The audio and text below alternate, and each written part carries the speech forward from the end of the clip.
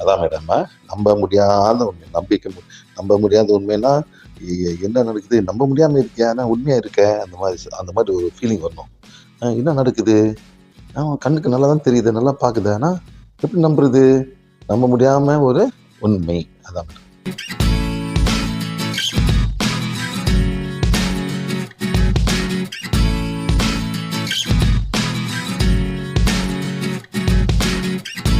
மனித செரிமான அமைப்பு, அதாவது டைஜஸ்டிவ் சிஸ்டம், ஜீரண மண்டலம் அப்படின்னு சொல்றோம் இல்லைங்களா, அதுதான் இதுதான் நம்மளுடைய ஜீரண மண்டலம் அமைப்பு. நம்மளுடைய ஜீரண மண்டலம் அப்படின்னு எடுத்துக்கிட்டா என்னென்ன உறுப்புகள் இதுல தொடங்கி எது வரைக்கும் இருக்கு அப்படின்னு பாருங்க. நம்ம ஏதோ ஒரு உடம்பு சரியில்லை அப்படின்னு சொல்லிட்டு நம்ம வந்து ஒரு இங்க போறோம், டாக்டர்கிட்ட போகும்போது டாக்டர் சொல்றாரு உணவு குழாயில பிரச்சனை இருக்கு, வயிறுல இருக்கு, லிவர்ல பிரச்சனை இருக்கு, சுகர் ப்ராப்ளம் இருக்கு, நம்மளுடைய வெளியில போற இடத்துல இப்படியெல்லாம் சொல்றோம். இந்த உறுப்புகள் எல்லாம் எப்படி இருக்கு அப்படிங்கறதான் இந்த இடத்துல நம்ம ஒட்டுமொத்தமா டைஜஸ்டிவ் சிஸ்டம் எப்படி இருக்கு அப்படிங்கறத இதுல வந்து ஃபுல்லா நம்ம வந்து காமிச்சிருக்கோம். இத பத்தி ஒவ்வொன்னா விளக்கமாக சொல்றோம். என்னென்ன உறுப்புகள் இருக்குன்னா, முதல்ல வாய், அதுக்கப்புறம் தொண்டை, உணவு குழாய் அப்படின்னு சொல்லுவோம், ஈசோஃபாகஸ் அப்படின்னு சொல்லுவோம், அதுக்கப்புறம் வயிறு. வயிறு எல்லாருக்குமே நல்லா தெரியும். அதுக்கப்புறம் நம்மளுடைய வலது கை பக்கமாக இருக்கிறது கல்லீரல், லிவர் அப்படின்னு சொல்றோம். அதுக்கு பக்கத்துலயே அதை ஒட்டி பித்தப்பை, அதாவது கால் பிளாடர் அப்படின்னு சொல்றோம். இறைப்பைக்கு கீழே வந்து கணையம் அப்படின்னு இருக்கு, பாங்க்ரியாஸ் இருக்கு. அதற்கும் கீழே சிறு குடல்களா டியோடினம்னு சொல்லுவோம். இந்த டியோடினமும் உணவு குழாய் மாதிரிதான். அதற்கு கீழே வந்து நமக்கு சிறுகுடல் இருக்கு, சிறுகுடலை சுத்தி வந்து பெருங்குடல் இருக்கு, அதுக்கு கீழே ஆசனவாய் இருக்கு, ஏனஸ்ன்னு சொல்றோம். அது வழியாக தான் மலமாக வெளியில வருது. இத பத்தி விளக்கமாக ஒன்னொன்னா நம்ம பார்க்க இருக்கோம். முதல்ல எப்படி அப்படின்னு பாத்தீங்கன்னா, அதாவது நம்ம சாப்பாடு அப்படின்னு சாப்பிடுறோம் இல்லைங்களா, அந்த சாப்பாடு எப்படி இருக்குன்னா, நம்ம என்ன சாப்பிடுறோமோ அந்த உணவுல இருக்கிற மாலிக்யூல் அப்படின்னு சொல்லுவோம், மூலக்கூறுகள், அது வந்து அணுக்கள் வடிவத்துல அதாவது அணுக்கள் வடிவத்துல ஆற்றலாக சேமிக்கப்பட்டு நம்ம ஒரு உணவை நம்ம சொல்றோம். நீங்க காலையில எந்திரிச்ச உடனே பால் சாப்பிடுங்க, பால் வந்து உடல் ஆரோக்கியத்தை கொடுக்கும், உடலுக்கு தேவையான எல்லா சத்துக்களும் கிடைக்கும், உடலுக்கு தேவையான ஆற்றல் கிடைக்கும் அப்படின்னு சொல்றோம். அந்த பாலுக்குள்ள இருக்கிற மூலக்கூறுகள் அணுக்கள் வடிவத்துல அந்த ஆற்றலாக சேமிக்கப்படுகிறது. இந்த ஆற்றல் செரிமான அமைப்பு, இந்த உணவு எப்படி இருக்கு அப்படின்னு கேட்டீங்கன்னா, இந்த உடல் செயல்படுவதற்கு அதை வந்து ஆற்றலாக அதை மாத்திக்கிட்டே இருக்கு. இதை வந்து ரெகுலரா அந்த ஆஸ்பெக்ட்ல அதை வந்து பண்ணிக்கிட்டே இருக்கு. இது எப்படிங்கிறதான் ஒன்னொன்னா பார்க்க போறோம். இப்போ நம்ம பொதுவாக உணவில் இருக்கக்கூடிய ஆற்றலை எப்படி சொல்லுவோம் அப்படின்னா, கேலரிஸ் அப்படின்னு சொல்லுவோம், கலோரிகள் அப்படின்னு சொல்லுவோம். இது எப்படி இருக்குன்னு, நிறைய அதிகமான கலோரிகள் இருக்கிற உணவு அப்படின்னா உங்களுக்கே தெரியும்.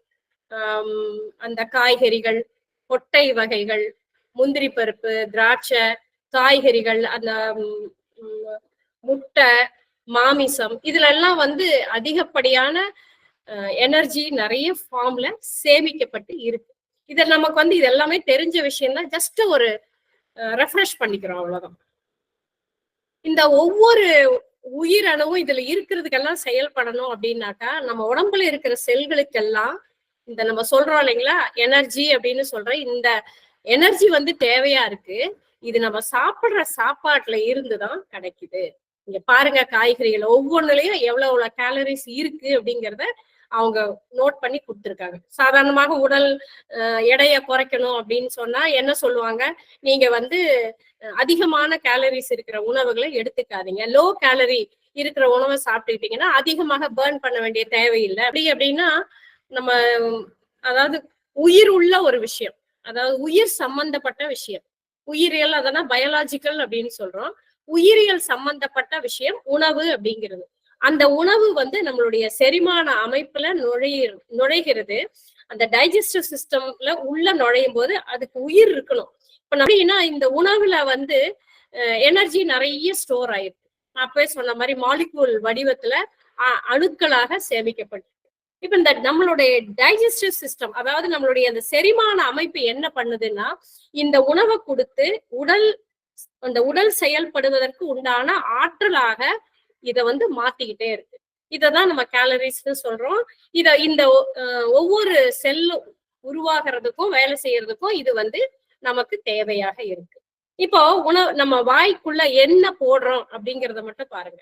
என்னெல்லாம் போடுறோம் அப்படின்னா பல வடிவங்கள்ல தண்ணி குடிக்கிறோம், ஜூஸ் சாப்பிடுறோம், பழச்சாறு குடிக்கிறோம், எல்லாமே வந்து வாட்டர் ஃபார்ம்ல இருக்கு. முதல்ல அதாவது வாட்டர் ஃபார்ம்ல இருக்கிறது நம்ம சாப்பிட முடியும். அடுத்தது பாத்தீங்கன்னா உப்பு, சர்க்கரை, கசப்பு, புளிப்பு, அமிலத்தன்மை உடையது எல்லாத்தையும் அடுத்ததாக எடுத்துக்கிறோம். அதுக்கப்புறம் பாத்தீங்கன்னா கார்போஹைட்ரேட் அப்படிங்கிறது பழங்கள், தானியங்கள், நம்ம சாப்பிடுற அரிசி, மக்காசோளம், கோதுமை, எல்லாமே சிறுதானியங்கள் எல்லாத்துலயுமே கார்போஹைட்ரேட் இருக்கு. இதுல வந்து கொட்டைகள், பருப்பு வகைகள் எல்லாம் புரோட்டீன் நிறைய இருக்கு. புரத சத்து அப்படின்னு சொல்லுவோம். பீன்ஸ், அதுல எல்லாம் வந்து பருப்பு வகைகள்ல முக்கியமா நிறைய புரோட்டீன் இருக்கு. கொழுப்பு அப்படிங்கும் போது எண்ணெய், அப்புறம் நெய், அப்புறம் அனிமல் ஃபேட்னு சொல்றோம். அந்த விலங்குகளை, அதாவது மீன், மாமிசம் முதலியவற்றை எடுத்துக்கொள்ளும் போதும் அதெல்லாமே இருக்கு. அடுத்ததாக பாத்தீங்கன்னா மினரல்ஸ் அண்ட் விட்டமின்ஸ், அதாவது தாதுக்கள், விட்டமின்கள். நம்ம எந்த வகையான உணவுப் பொருள் அப்படின்னு சொன்னா எதெல்லாம் வாய்க்குள்ள போகுதோ எல்லாமே உணவுப் பொருள் தான். இதுல எல்லாம் நீங்க என்ன சாப்பிட்டீங்கன்னாலும் சரி, எதுவாக இருந்தாலும் சரி, நம்ம வாய்க்குள்ள எதை போடுறோமோ அதை போடுறது வந்து முழுக்க முழுக்க அப்படியே நம்ம என்டையர் செரிமான அமைப்புக்குள்ள நுழையுது.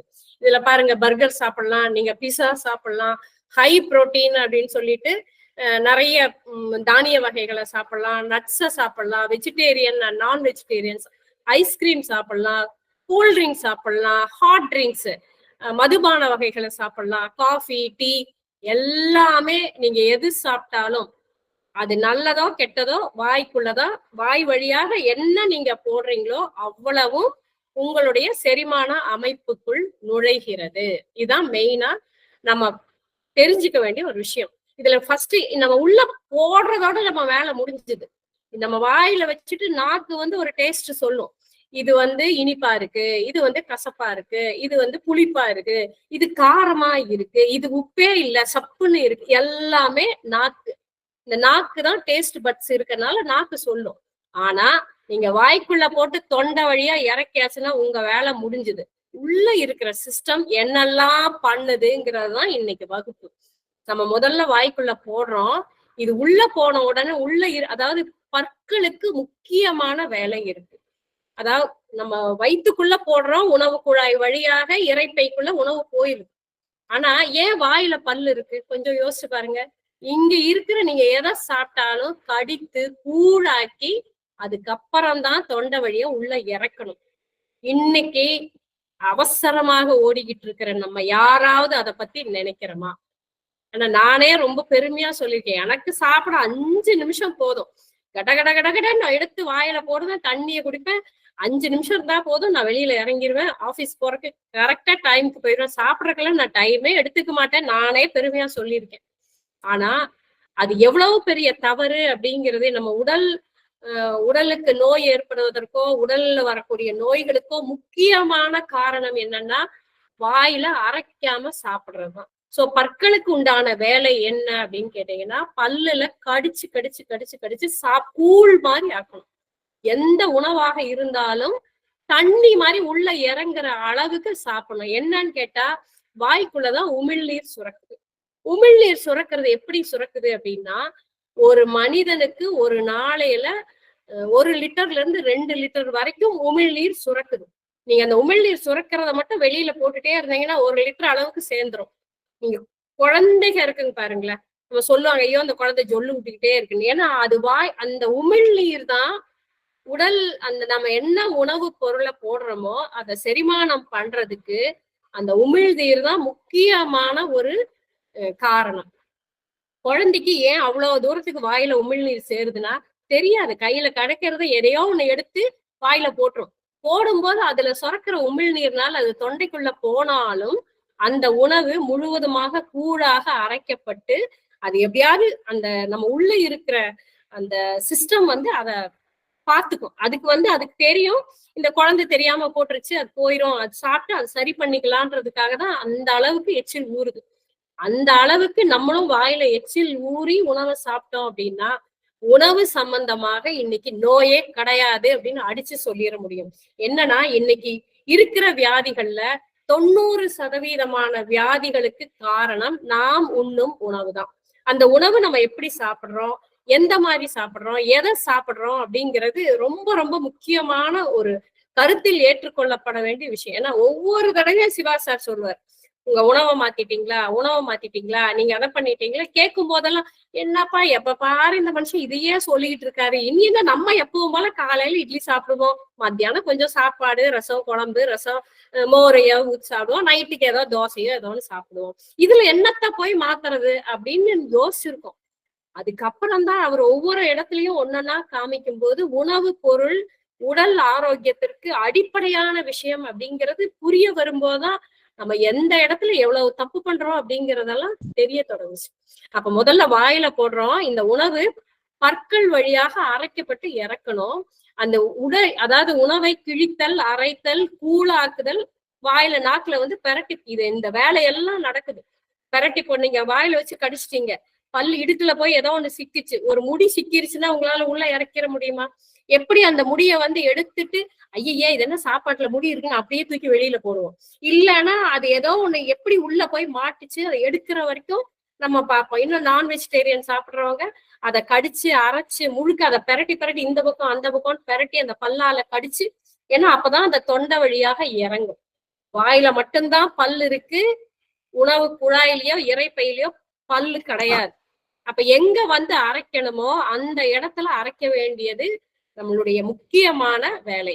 ரசாயன செரித்தல், அதாவது இது உள்ள போன உணவு என்ன பண்ணுது அப்படின்னா ஹைட்ரோகுளோரிக் அமிலம் சுரக்குது. அந்த ஹைட்ரோகுளோரிக் அமிலம் வந்து ஒவ்வொரு இடத்துலயும் அந்த உணவை கூழாக மாற்றி அந்த உருவாக்கின அது தான் உற்பத்தி செய்த அந்த ஹைட்ரோகுளோரிக் அமிலத்தை உணவுல கலந்து அதை சிறு மூலக்கூறுகள், அதாவது சின்ன சின்ன மாலிக்யூலாக பிரிச்சு ஆட்டமாக பிரிச்சு அதை வந்து உடைச்சு கொடுக்குது.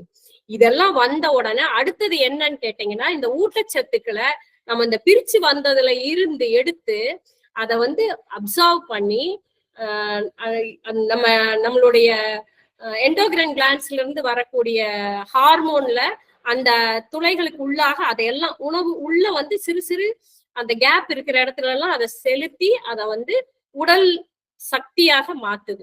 இதெல்லாம் போக செரிக்கப்படாத, அதாவது தேவையில்லாத உணவாக கருதப்படுறது எல்லாமே மலமாக கழிவு பொருளாக சிஸ்டத்துல இருந்து நம்மளுடைய ஏனஸ் வழியாக வெளியாகுது. அதேதான் அதாவது செரிமானத்துல இருக்கிறது உள்ள போறது, அத உணவை உடைக்கிறது, அதை வந்து இந்த இடத்துல நம்ம இறக்கும் போது அதை வந்து சின்ன சின்ன டிராப்பா அப்படி இப்படியும் தள்ளும். இப்படி போட்டோன்னே டம்முன்னு போய் குடல்ல உள்ள வயிற்றுக்குள்ள போகாது. கொஞ்சம் கொஞ்சமா எப்படி அசைஞ்சு அசைஞ்சு அசைஞ்சு அசைஞ்சு நீங்க சாப்பிடுறது மெதுவா மெதுவா மெதுவா அசைஞ்சு அப்படியே மெதுவாக இறைப்பைக்குள்ள போகும். இதெல்லாம் மாற்றங்கள் நடந்த உடனே அந்த இடத்துல கூழாக்குன பிறகு அந்த சத்துக்கள் எல்லாம் அந்த இதுல இருந்து உறிஞ்சப்பட்டு வருகிறது. இப்போ இதேதான் நம்ம சொல்லிட்டோம். இதை பத்தி என்ன நடக்குதுன்னா இன்ஜெக்ஷன், டைஜஷன், அப்சார்ப்ஷன், அதாவது அதை கூழாக்கி அதை ஜீரண பொருளாக மாற்றி அதுல இருக்கிற சத்துக்களை உறிஞ்சுறது தான் முக்கியமாக நம்ம டைஜஸ்டிவ் சிஸ்டம் செய்துகிட்டு இருக்கிற வேலை. இப்ப எப்படின்னா நம்மளுடைய வயிறுன்னு சொல்றோம் இல்லைங்களா, இறைப்பைன்னு சொல்றோம். அது எப்படி இருக்கு அப்படின்னா நம்ம அந்த டயப்ரம்னு சொல்றோம், உதர விதானம். நீங்க காலையில நம்ம கிளாஸுக்கு வரும்போது நீங்க கவனிப்பீங்க, அந்த இடத்துல நிறைய விஷயம் நம்ம சொல்லுவோம். அந்த உதர விதானத்துக்கு கீழே கல்லீரல் வந்து இப்ப நீங்க இதுல படம் பாத்தீங்கன்னா தெரியும், இப்படி வந்து கவரா இருக்கும், அதுக்கு கீழே இறைப்பை இப்படி இருக்கு. இந்த இறைப்பை சாதாரணமாக எப்படி அப்படின்னா ஒரு நேரத்துல 1 லிட்டர் அளவுக்கு கொள்ளளவு இதுக்கு இருக்கும். ஆனா நம்ம அதிகப்படியாக சாப்பிட்டுட்டோம்னா அந்த எலாஸ்டிசிட்டி வந்து லூஸ் ஆகி தொலைன்னு ஆகி எதை போட்டாலும் பெருத்துக்கிற அளவுக்கு அது பெருசாகி அப்பதான் நம்ம வயிறு முன்னாடி தள்ளிட்டு பெருசா வந்துருது. ஏன்னா அது அந்த எலாஸ்டிசிட்டி தன்மை இருக்கிறதுனால, அதிகப்படியான உணவுனாலதான் முன்னாடி தொப்பை வருது. அது வந்து கவனத்துல ஏற்றுக்கொள்ள வேண்டிய முக்கியமான ஒரு விஷயம். அடுத்தது பாத்தீங்கன்னா, நம்ம முதல்ல உணவுன்னு எடுத்த உடனே நம்ம எங்க போடுறோம் அப்படின்னா வாய். இந்த இடம் என்ன வாயில போட்டீங்களோ, ஒரு குழந்தை இருக்கு, குழந்தைகிட்ட எதையோ ஒரு காரமோ இல்ல கசப்பா இருக்கிறதே ஒரு சும்மா எடுத்து அப்படி துணி வச்சீங்கன்னா அது மூஞ்சியெல்லாம் அஷ்டகோணமாக்கி அந்த வாயில இருந்து துப்பும். எனக்கு வேண்டாம் இது அப்படின்னு துப்பும். அந்த துப்புறதுல வந்து நம்ம ஒரு அளவுக்கு பெருசான உடனே நம்ம என்ன, ஐயோ காஃபியா இவ்வளவு கசப்பா இருக்கே, நான் எப்படி குடிக்கிறது அப்படின்னு நம்ம என்ன பண்ணுவோம், சர்க்கரையை போடுவோம், பாலை போடுவோம், நல்ல டிகாஷன் எல்லாம் போட்டு நல்ல ஒரு ஃபில்டர் காஃபி கொண்டு வந்து ஆஹா என்ன சூப்பரா இருக்கு, என்ன அருமையா இருக்கு அப்படின்னு நம்ம வாயில வச்சு குடிக்க தொடங்கும். வெறும் காஃபி, சர்க்கரையும் இல்ல பாலும் இல்ல அப்படின்னா அப்படியே ஒரு பிளாக் காஃபி நம்மளால குடிக்க முடியுமா? ஏன்னா முதல்ல ரிஜெக்ஷன் எங்கன்னா வாயில, எனக்கு இது வேண்டாம் அப்படின்னு வாய் தரும். கசப்பா இருக்கு, பாவக்காய் இருக்கு, பாவக்காய் எடுத்து வாயில வைக்கிறோம். சில பேர் எனக்கு கசப்பு ரொம்ப பிடிக்கும் அப்படிம்பாங்க, ஆனா பாவக்காய் பிடிக்கும்பாங்க. அந்த பாவக்காயோட கசப்பு தெரியாம இருக்கிறதுக்கு அதுல ஒரு வெள்ளத்தையோ இல்ல ஒரு கருப்பட்டியோ எதையோ ஒண்ணு போட்டு அந்த கசப்பை மறைச்சு சாப்பிடுவாங்க. எல்லாம் அங்கே காரமா இருக்குன்னா கொஞ்சம் உப்பு சேர்த்திக்குவாங்க, உப்பு வேணும்னா உப்பு ஜாஸ்தியா போச்சுன்னா கொஞ்சம் காரத்தை போடுவாங்க. அந்த டேஸ்ட் வந்து மாறுறதுக்காக வாயில தான் அந்த சுவை தெரியுது, உள்ள தெரியாது. பற்கள் வழியாக அரைச்சு சாப்பிடணும், இதெல்லாம் இருக்கு. ஆனா தேவையில்லை அப்படின்னு இந்த உணவு அப்படின்னா முதல்ல இடம் என்ன சொல்லுது அப்படின்னா வாய் தான் சொல்லும், வேண்டாம் எனக்கு இது. அதனால நிராகரிப்பின் முதல் புள்ளி எது அப்படின்னு கேட்டா வாய் தான். அடுத்தது பாத்தீங்கன்னா வாயினுடைய செயல்பாடு எப்படின்னா, இந்த நான் எல்லாமே சொல்லிட்டேன். அத வந்து சிறு சிறு துகள்களாக சின்னதா எந்த அளவுக்கு மேக்சிமம் அரைச்சு, பல்லு இருக்குன்னா அரைச்சு கரைச்சு வாயிலேயே கூழ் மாதிரி ஆக்கி நீங்க சாப்பிட்டீங்க அப்படின்னா சீரான செரிமானம் கண்டிப்பாக நடக்கும். அதை விட்டுட்டு நம்ம டபடபான்னு முழுங்கினோம்னா, மறுபடியும் சொல்றேன், வாயில மட்டும்தான் பல்லு இருக்கு, குடல்ல பல்லு கிடையாது. அது என்ன பண்ணும், இப்படி உருட்டும், பார்த்த உடனே அடுத்தது இல்ல என்னால முடியாது அப்படின்னு சொல்லிட்டு அடுத்தடுத்த ஸ்டேஜுக்கு அங்கங்க டியோடினம் வழியா சிறுகுடலுக்கு போகும். சிறுகுடல்ல இருந்து முடியாது எல்லாத்தையும் அப்படி பெருங்குடலுக்கு தள்ளி கடைசியில எங்க வெளியில வந்து ஸ்டூலாக வெளியில தள்ளி விட்டுரும், அதாவது மலமாக வெளியேற்றிடும்.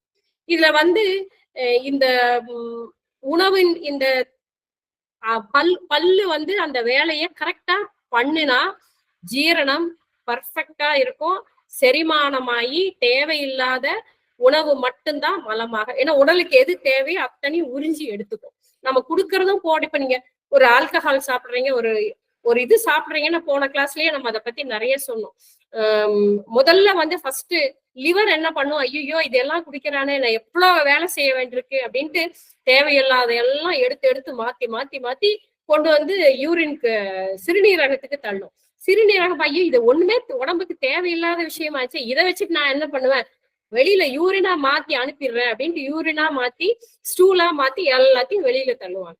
நம்ம நினைச்சிட்டு இருக்கோம் ரொம்ப டேஸ்டா இருக்கு, அப்படியே ஒரே போதையா இருக்கு, படுத்துக்குவோம் தூங்குவோம் எல்லாம் நினைப்போம். ஆனா உடலுக்குள்ள இவ்வளவு பிரச்சனைகள், இவ்வளவு விஷயங்கள் நடக்கும்போது ஒன்னொன்னும் அதனுடைய, அதாவது அதுக்கு வாய் இருந்து பேசிச்சு அப்படின்னா என்னென்ன மாதிரி எல்லாம் இருக்கும்னு பாருங்க. ஏன்டா இப்படி படுத்தி எடுக்கிற என்ன, இந்த உடம்ப நான் நல்லா வச்சிருக்கணும்னு நினைக்கிறேன், கண்டதையும் போட்டு என்ன இவ்வளவு கஷ்டப்படுத்துறியே அப்படின்னு சொல்லி ஒன்னொன்னு சொல்லும். அது மாதிரி நீங்க கடிக்காம உள்ள போட்டுட்டீங்கன்னா பல்லு உனக்கு எதுக்கு கொடுத்தேன் அப்படின்ட்டு அந்த வாய் உள்ள போனோன்னு ஐயா கடிக்காமே உள்ள அனுப்பிட்டானா, இதை வேற நான் மேனேஜ் பண்ண எப்படி சரி விடு.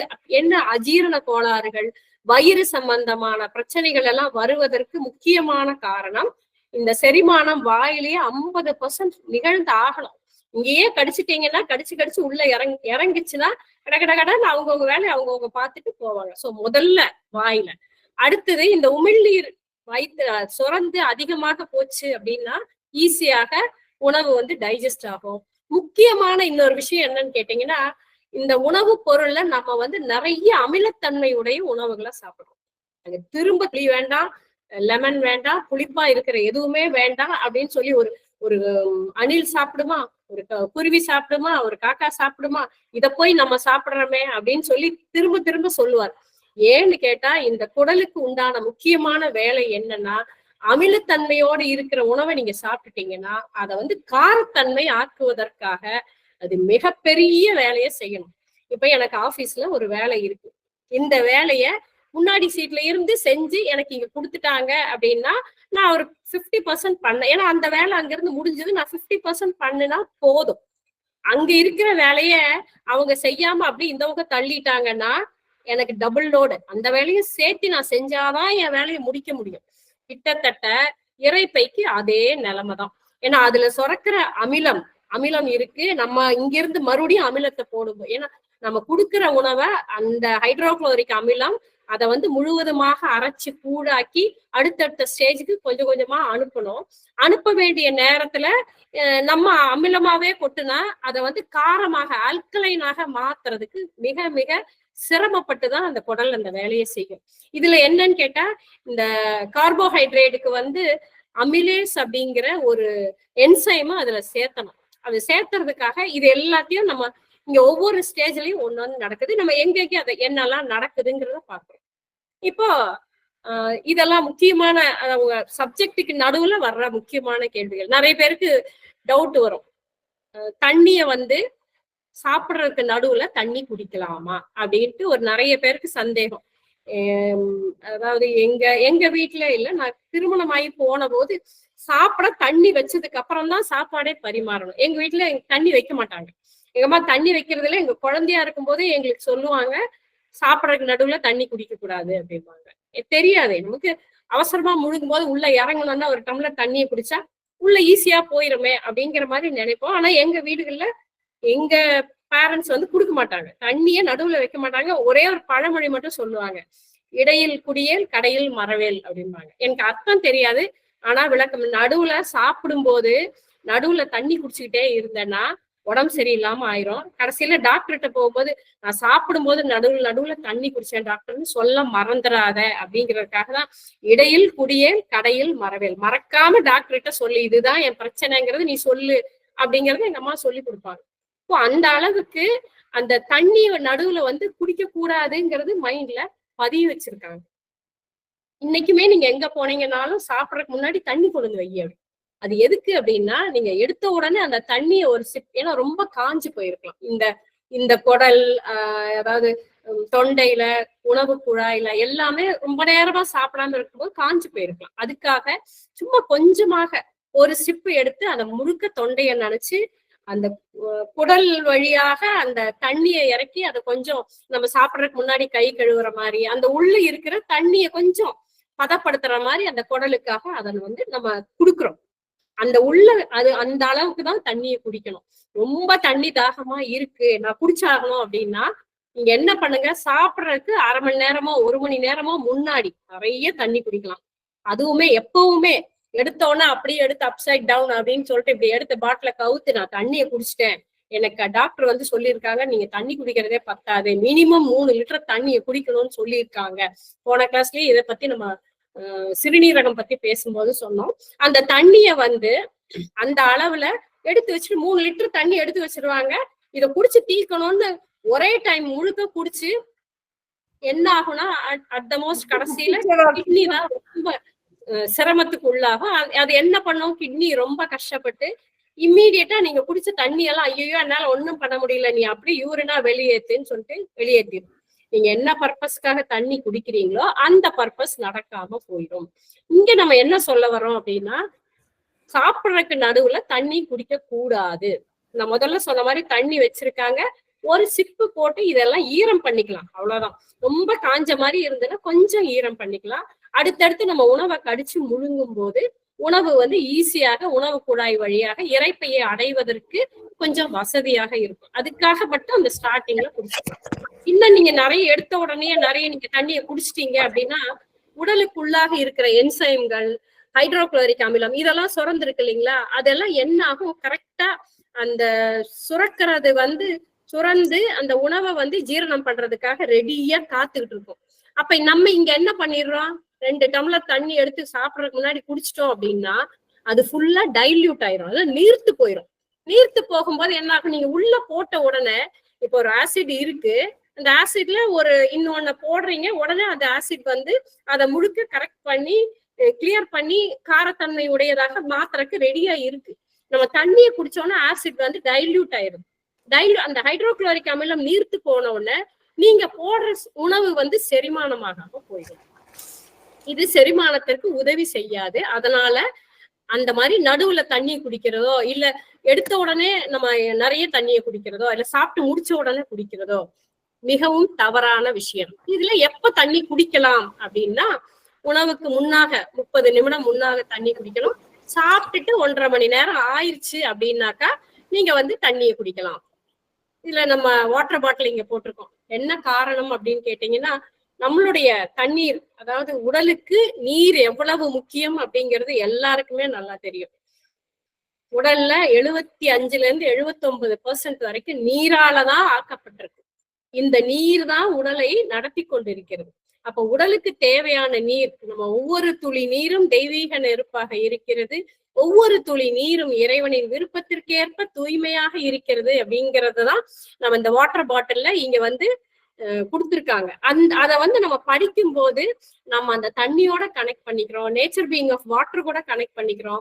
கனெக்ட் பண்ணும்போது அவங்க கரெக்டா அந்த தண்ணியில என்னென்ன தேவையோ அந்த விஷயங்களை நமக்கு கொடுத்து நம்மள வந்து அந்த தண்ணியிலிருந்து கிடைக்கக்கூடிய பயனை முழுமையாக கிடைக்கிறதுக்கு உதவி செய்யறாங்க. அதனால அந்த தண்ணீரை குடிக்கும் போது இதை சொல்லிட்டு நம்ம குடிக்கும் போது நமக்கு வந்து உபயோகமா இருக்கு. இன்னொரு தகவல் என்னன்னா, எடுத்தோடனே கடகடன்னு தண்ணியை குடிச்சிடணும் அப்படின்னு ஒரு பழக்கத்துல நிறைய பேர் வச்சிருக்காங்க. இப்ப இன்னைக்கு வெயில் காலம் யாரா இருந்தாலுமே, ஏன்னா நீங்க தண்ணி குடிச்சு ஒரு 10 நிமிஷம் பாத்தீங்கன்னா வேர்த்து அப்படியே உடல் வழியாக தோல் வழியாக எல்லாமே வெளியில வந்துடும். ஆனா அந்த தண்ணியை குடிக்கும் போது ஒவ்வொரு சிப்பா வாயில நனைச்சு முழுக்க இறக்கி அந்த தண்ணி நம்ம வாயில இருக்க உமிழ்நீரோட கலந்து போச்சுன்னா உடலுக்கு தேவையான ஜீரணம் நடக்கிறதுக்கு மிகவும் உதவியாக இருக்கும். அதை வந்து நம்ம கரெக்டா மடமடன்னு குடிக்கலாங்கிற பழக்கத்தை விட்டுருங்க. தண்ணிய வந்து சாப்பிடணும்னு சொல்லுவாங்க. உணவை வந்து குடிக்கணும், தண்ணிய சாப்பிடணும் அப்படிம்பாங்க. உணவை ஏன் குடிக்கணும்னா, கூழ் மாதிரி அரைச்சு உமிழ்நீரோட கறந்து அரைச்சு நீங்க முழுங்கினீங்கன்னா தண்ணி மாதிரி அது இறங்கும். ஆனா தண்ணி ஒரு வாய் எடுத்துட்டீங்கன்னா தண்ணிய வச்சு வாயில வச்சு ஃபுல்லா முழுக்க அந்த உமிழ்நீரோட கலந்து நீங்க நம்ம சாப்பாடு உணவு எடுத்துக்கிற மாதிரி கொஞ்சமாக இறக்கணும். இது வந்து சாதாரணமாக நீங்க அதாவது கொஞ்சம் ஒரு அவேர்னஸ் இருக்கிறவங்க எல்லாருமே சொல்ற விஷயங்கள். இதை நம்ம கேட்டுக்கலாம். இந்த செரிமானத்திற்கு பிறகு உணவுல, அதாவது இப்ப குடலுக்குள்ள உணவு இந்த படத்துல போட்டிருக்காங்க பாத்தீங்களா, அதாவது பேட்சா நம்ம உள்ள இறக்குறோம், அப்படி டம்முன்னு போய் அப்படியே உள்ள உருகாது. அதை அசைஞ்சு கொடுக்கும்போது இங்க இருந்து போட்ட உணவு மெதுவாக அப்படியே உள்ள இறங்கும். சாப்பிடும்போது நிறைய விஷயங்களை கவனிக்கணும்னு சொல்லுவாங்க. அவசரமா சாப்பிடக்கூடாது, டிவி பார்த்துட்டு சாப்பிடக்கூடாது, புக்கை படிச்சுட்டு சாப்பிடக்கூடாது, பேசிட்டு சாப்பிடக்கூடாது, மொபைல்ல நோண்டிட்டு சாப்பிடக்கூடாது. சாப்பாடு என்ன வச்சிருக்காங்களோ அத கவனமா என்ன இருக்குங்கிறத பார்த்து நம்ம உடலுக்கு தேவையானதாக அந்த உணவை ஒரு வாண்ட வச்சு ஹீல் பண்ணி அந்த உணவை கொஞ்சமாக வாயில கடிச்சு இறக்கும் போது, இந்த படத்துல இங்க காமிச்சிருக்காங்க பாருங்க, இப்படிதான் உணவு குழாயில நீங்க இறக்கும் போது அது தள்ளி இப்படி மெதுவா தள்ளி கொடுக்கும். இப்ப அழகா அது நம்மளுடைய இரைப்பைக்குள்ள வந்துரும். அதாவது இந்த இரைப்பைக்குள்ள நம்ம ஈசோஃபேகஸ்ன்னு சொல்லுவோம் உணவு குழாய. இந்த உணவு குழாயில சாப்பாடு வந்து மேக்சிமம் 1 லிட்டர் அளவுக்கு உணவு கொள்ளும். அதிகமாக நீங்க சாப்பிட்டு அதனுடைய எலாஸ்டிசிட்டியை அதிகம் பண்ணிட்டீங்கன்னா என்ன ஆயிரும்னா, எண்ணெய் போட்டாலும் தொப்பை மாதிரி வயிறு முன்னாடி தள்ளிட்டு வந்துடும். அப்ப எண்ணெய் போட்டாலும் உள்ள இருந்து அந்த தொப்பை, ஏன் தொப்பை வருதுன்னா உணவுல மாற்றம் கொண்டு வந்தா தொப்பை கண்டிப்பாக உள்ள போகும். தொப்பை வர்றதுக்கு முக்கியமான ஒரு காரணம் உணவு தான். இந்த எப்படி வந்து இந்த ஸ்டொமக்ல இருந்து அடுத்தது என்ன வருதுன்னு பாருங்க. இந்த வயிற்றுக்குள்ள, அதாவது நம்ம ஒட்டுக்கா இப்ப சாப்பிட்டுட்டோம். இன்னைக்கு காலையில 4 இட்லி சாப்பிட்டுருக்கோம் அப்படின்னா 4 இட்லியும் நம்ம கரைச்சு உள்ள போயிருக்கு. அந்த வயிற்றுக்குள்ள இருக்கிறது என்ன பண்ணும்னா கொஞ்சமா எடுத்து அந்த ஹைட்ரோகுளோரிக் அமிலத்தோட கலந்து இந்த டியோடினம்னு சொல்ற அடுத்த உணவு குழாய் வழியாக அது செலுத்தும். அது கொஞ்சமா தான், அதாவது பேட்ச் அப்படியே எடுத்தோம்னா எல்லாத்தையும் ஒட்டுக்கா போட்டு அரைக்க முடியாது. கொஞ்சமா எடுத்து அரைச்சு போடும், மறுபடியும் எடுக்கும் அரைக்கும் போடும். அப்படி அந்த மாதிரி அந்த ப்ராசஸ் வந்து பேட்ச் முறையில நடக்குது. அதாவது தொகுதியாக கொஞ்சமா எடுத்து பண்ணிட்டு இருக்கோம். இந்த இடத்துல என்ன ஆகுது அப்படின்னாக்கா, ஜெனரல் டைஜஷனும் புரோட்டீனும் டைஜஸ்ட் ஆகும், வயிற்றுல டைஜஸ்ட் ஆகும். அப்புறம் புரத செரிமானத்திற்கு digestion and protein digestion happens in the stomach. இதுல என்னன்னா, இந்த கார்போஹைட்ரேட்ல இருக்கிற அமிலத்தன்மைய வந்து காரத்தன்மையாக மாத்துறது இங்கதான் நடக்குது. புரத செரிமானத்திற்கு தேவையானதும் இந்த கார்போஹைட்ரேட்ல இருந்து எடுத்து எல்லாமே இந்த வயிற்றுலதான் இந்த நடக்குது.